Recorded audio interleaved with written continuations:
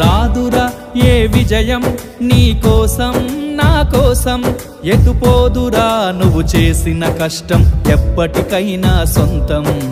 కాలంతో పయనించేవాడికి కానిది ఏముంది, సాధనతోనే సాధ్యమవ్వునని సదాశయంతో సాగర ముందుకు. రాదురా ఏ విజయం నీ కోసం నా కోసం, ఎటుపోదురా నువ్వు చేసిన కష్టం ఎప్పటికైనా సొంతం.